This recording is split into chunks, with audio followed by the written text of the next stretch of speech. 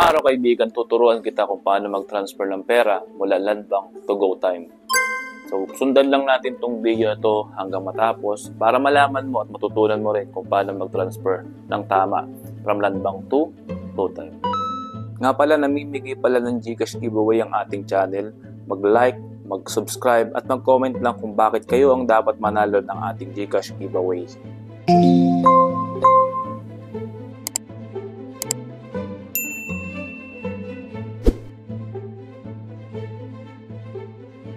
Select natin destination natin na bank. Siyempre, ang hanapin natin dito is yung GoTime. Hanapin lang natin dito yung GoTime na may InstaPay.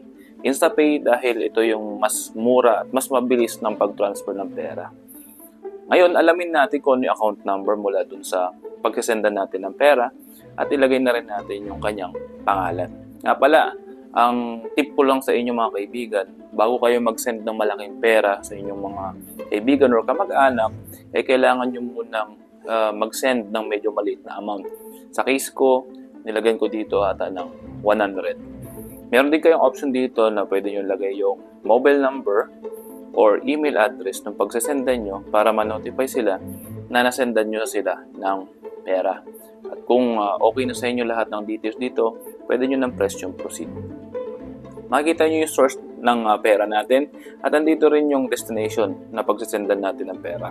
Yung amount dyan natin ilalagay. So sabi ko sa inyo, nag-test ako dito ng 100 at yung transfer channel natin is InstaPay. Pwede nyo rin lagyan ng purpose at remarks dyan. Nasa inyo yan. Ngayon, kapag nakita nyo na yan at na-review nyo na, pwede nyo na i-press yung transfer now. At kapag naging successful to mga kaibigan, makikita nyo naman dito, nare-review nyo ulit bago nyo i-confirm. Press nyo lang hereby confirm, then confirm, and the transaction will be completed once na ma-apply na natin yung one-time PIN. Yung one-time PIN na yan ay isa-send sa yung registered mobile number. Ganun po ka-secured ang Landbank iAccess. So medyo matagal to at hintayin lang natin siya until ma-type natin yung one-time PIN. So yan, dumating na yung one-time PIN natin. At type lang natin dito. Then we can press proceed. Ayan. So napansin nyo mga kaibigan, naging successful yung ating transfer.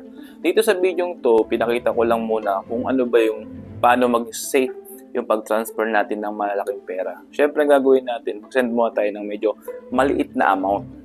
Then, so kapag naging successful yung maliit na amount, pwede mo nang ituloy yung pag-send ng medyo malaking pera para hindi ka magkamali kaibigan. Marami na kasing nai-scam ngayon. Nakita nyo, napansin nyo dyan sa video natin na receive nyo na yung pera na 100. So ang gagawin ko, ipupurso ko na yung mas malaking amount ng pera. Kung gusto mo ipagpatuloy ito kaibigan, itong video ito kung paano ko tinransfer yung medyo mas malaking amount, panoorin mo lang kaibigan. At kung doon sa mga natutunan na agad itong transfer natin ng pera from Landbank to GoTime, maraming salamat pala sa panonood ng ating video. Sana may natutunan kayong araw at kitang-kita tayo sa ulit sa mga susunod na ating video. Hanggang sa muli, paalam.